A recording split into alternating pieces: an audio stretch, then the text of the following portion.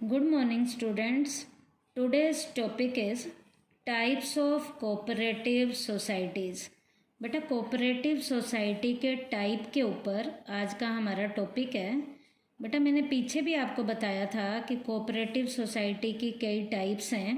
Consumer cooperative society हो सकती है, फार्मर्स कोऑपरेटिव सोसाइटी हो सकती है, प्रोड्यूसर्स कोऑपरेटिव सोसाइटी हो सकती है, हाउसिंग कोऑपरेटिव सोसाइटी हो सकती है। बेटा बहुत सी कोऑपरेटिव सोसाइटीज़ हैं। आज बेटा हम इनके टाइप्स में सबसे पहले स्टार्ट करने जा रहे हैं कंज्यूमर कोऑपरेटिव सोसाइटी। कंज्यूमर होते हैं बेटा उपभोक्ता, इनकी भी अपनी खुद की एक कोऑपरेटिव सोसाइटी होती है।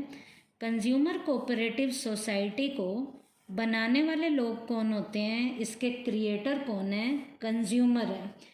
और वो कंज्यूमर भी कौन से कंज्यूमर होंगे, who want to get rid of traders and brokers exploitation. यहाँ पर बेटा वो कंज्यूमर यहाँ पर इस सोसाइटी के मेंबर के रूप में रोल प्ले करेगा, जो बेटा व्यापारियों के या ब्रोकर के, दलालों के शोषण का शिकार हुए हैं। तो ऐसे कंज्यूमर जो व्यापारियों और दलालों के शोषण का शिकार हुए हैं, ऐसे कंज्यूमर अपनी खुद की कंज्यूमर कोऑपरेटिव सोसाइटी बनाते हैं। तो इस सोसाइटी को बनाने वाले लोग कौन होते हैं, कंज्यूमर होते हैं। उसके बाद इस सोसाइटी का ऑब्जेक्टिव क्या है, इसका ऑब्जेक्टिव पहला है एलिमिनेटिंग मिडल मैन। दूसरा इसका ऑब्जेक्टिव है ensuring the constant supply of goods। तीसरा इसका बेटा ऑब्जेक्टिव का पॉइंट है availability of high quality goods at a reasonable price. बेटा हाई क्वालिटी का माल रीजनेबल प्राइस पे कंज्यूमर को उपलब्ध कराना इसका उद्देश्य है। उसके पहले मैंने बताया था ensuring the constant supply of goods. बेटा माल की भी कांस्टेंट लेवल की, लगातार लेवल की सप्लाई होती रहनी चाहिए, ये भी इनका उद्देश्य था। और मिडल मैन को मार्केट से उखाड़ के बाहर फेंकना, इसमें मिडल मैन का मतलब होलसेलर और रिटेलर को ख़त्म करना कंज्यूमर कोऑपरेटिव सोसाइटी का ऑब्जेक्टिव है।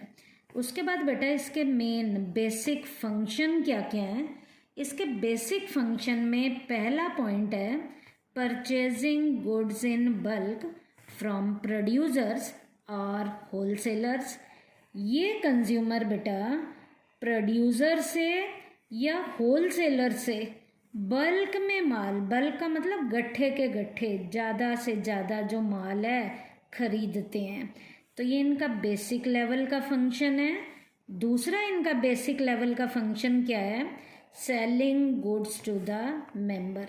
बेटा माल को खरीदने के बाद मेंबर्स में बेचना इसका जो है बेसिक लेवल का सेकंड फंक्शन है।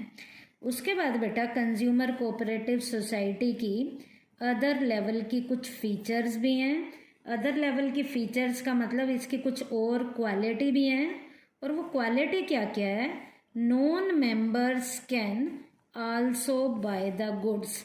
मैंने बेटा पीछे भी बताया था कि इसके मेंबर तो माल खरीदते ही खरीदते हैं, मेंबर के खरीदने के बाद माल बच जाता है तो मार्केट में और जो कंज्यूमर हैं जो एज अ नॉन मेंबर भी रोल प्ले कर रहे हैं, वो लोग भी इनसे माल खरीद सकते हैं। तो नॉन मेंबर्स को माल देना भी इनकी अदर लेवल की फीचर्स में आता है। उसके बाद सेकंड पॉइंट है अदर फीचर में, members are given priority in case of shortage of goods. बेटा माल बहुत ज़्यादा पड़ा हुआ है तो मेंबर के अलावा नॉन मेंबर को भी दिया जाता है, लेकिन बेटा यदि माल की शॉर्टेज है, कमी है, तो बेटा नॉन मेंबर को नहीं दिया जाता, मेंबर्स को ही प्रायोरिटी दी जाती है। इसका मतलब मेंबर्स को ही प्रेफरेंस दिया जाता है। उसके बाद बेटा थर्ड अदर लेवल की फीचर क्या है, sometimes members are given special discount. बेटा कई बार का क्या मतलब है, कुछ स्पेशल मौके आते हैं, जैसे दिवाली है, उसके बाद 26 जनवरी है या क्रिसमस वगैरह है। तो जब भी कोई स्पेशल मौके आएंगे तो ये अपने जो मेंबर्स हैं उन्हें बेटा कई बार डिस्काउंट भी देते हैं। उसके बाद 4th फीचर का पॉइंट क्या है, members are given bonus and share in profit in proportion to their purchase and investment respectively. बेटा कई बार मेंबर्स को ये बोनस के रूप में भी कुछ ना कुछ देते हैं या प्रॉफिट का शेयर भी देते हैं।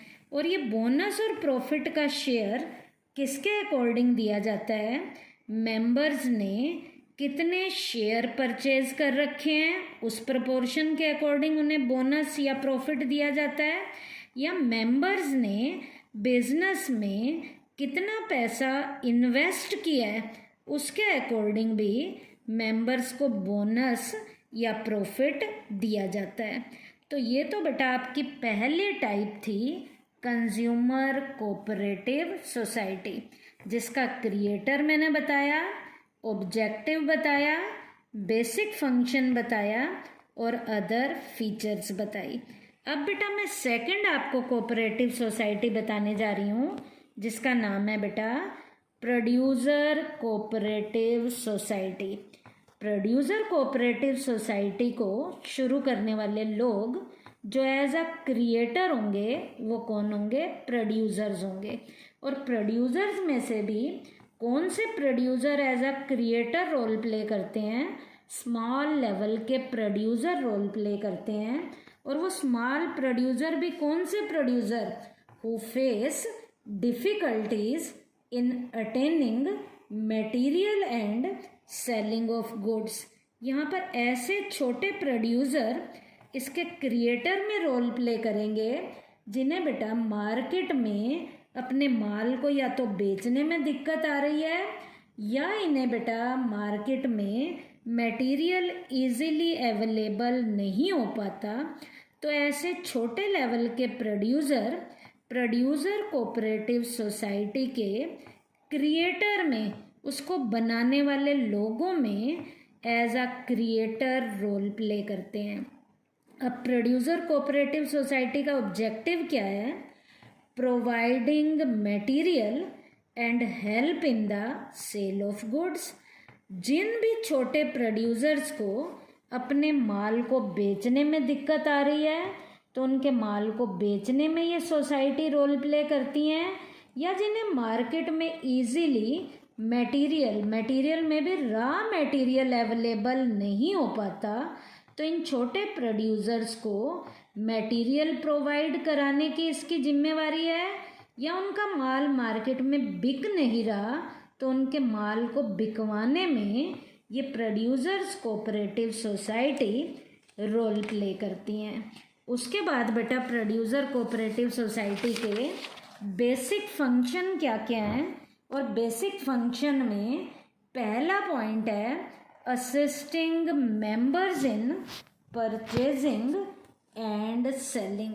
बेटा मेंबर्स को कुछ खरीदने में दिक्कत आ रही है या कुछ माल बेचने में दिक्कत आ रही है तो उन मेंबर की सहायता भी जो की जाती है वो प्रोड्यूसर कोऑपरेटिव सोसाइटी के द्वारा की जाती है, ताकि वो अपने माल को मार्केट में अच्छे से बेच सकें। और कुछ इन्हें खरीदने में कोई दिक्कत आ रही है तो खरीदने में भी इनकी ये सोसाइटी जो है इन मेंबर्स की जो एज अ प्रोड्यूसर हैं उनकी हेल्प करती हैं। उसके बाद बेटा प्रोड्यूसर कोऑपरेटिव सोसाइटी की अदर फीचर्स क्या क्या हैं, और अदर फीचर है relieve producers from other burden so that they concentrate on production activities. बेटा प्रोड्यूसर कोऑपरेटिव सोसाइटी का मेन पर्पज़ क्या होता है, प्रोड्यूसर्स को रिलीफ देना, आराम देना, ताकि उनके सिर के ऊपर से बर्डन हट सके। और जब प्रोड्यूसर रिलीफ होकर बिना बर्डन के काम करेंगे so that they concentrate on production activities, ताकि वो अपना सारा का सारा ध्यान बनाने की एक्टिविटीज़ पे लगा सकें। तो इस सोसाइटी का जो फीचर्स के पॉइंट हैं वो क्या है? प्रोड्यूसर्स को रिलीफ देना, उनके बर्डन को कम करना, ताकि वो अपना सारा का सारा ध्यान अपने प्रोडक्शन से रिलेटेड जो भी काम हैं उन पे अपना सारा ध्यान केंद्रित कर सकें। तो ये सेकंड सोसाइटी थी, प्रोड्यूसर कोऑपरेटिव सोसाइटी। उसके बाद बेटा मैं आपको थर्ड सोसाइटी करवा रही हूँ जिसका नाम है कोऑपरेटिव फार्मिंग सोसाइटी। नाम से ही पता चल रहा है बेटा ये सोसाइटी फार्मर्स की कोऑपरेटिव सोसाइटी है, किसानों के लिए बनाई गई है। इसके क्रिएटर कौन है? स्मॉल लेवल के फार्मर्स इसके जो है क्रिएटर में, इसको स्थापित करने वाले लोगों में छोटे लेवल के जो किसान हैं वो प्रॉपर तरीके से रोल प्ले करते हैं। और वो छोटे किसान भी कौन से किसान? Who are incapable of doing farming economically. जो बेटा फार्मिंग से रिलेटेड एक्टिविटीज़ को छोटे किसान बचतपूर्ण तरीके से करना चाहते हैं, छोटे किसान इस सोसाइटी के क्रिएटर में रोल प्ले करते हैं। उसके बाद फार्मर्स की कोऑपरेटिव सोसाइटी का ऑब्जेक्टिव क्या है? इसका ऑब्जेक्टिव है achieving economies of scale and highest productivity in agriculture.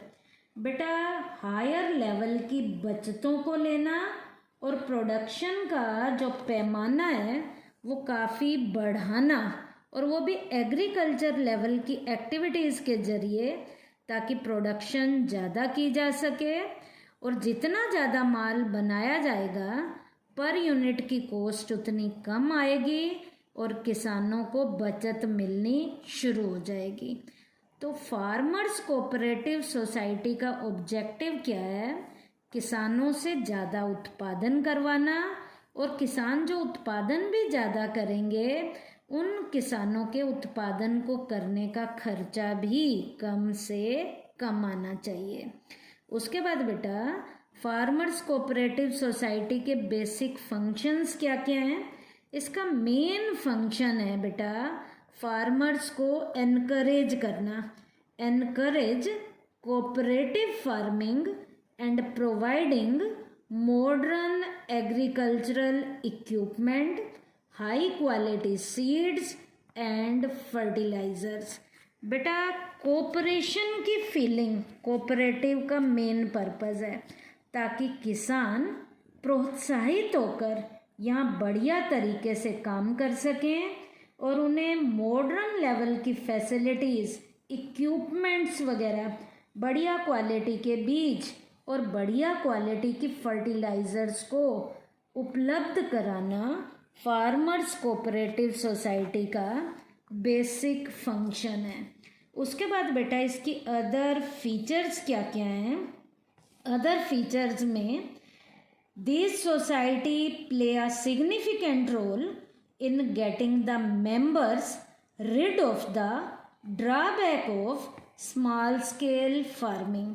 बेटा छोटे स्केल की फार्मिंग से किसानों को बचाना, ताकि किसान अब स्मॉल स्केल फार्मिंग के अलावा लार्ज स्केल की फार्मिंग की तरफ जा सकें, और जितना ज़्यादा वो उत्पादन करेंगे उतना ही उन किसानों को लार्ज स्केल की फार्मिंग का बेनिफिट मिलना शुरू हो जाएगा। तो बेटा ये टॉपिक था आपका कंज्यूमर की कोऑपरेटिव सोसाइटी के बाद हमने किया था प्रोड्यूसर की कोऑपरेटिव सोसाइटी, और लास्ट हमने जो सोसाइटी की है वो कोऑपरेटिव फार्मिंग सोसाइटी की है।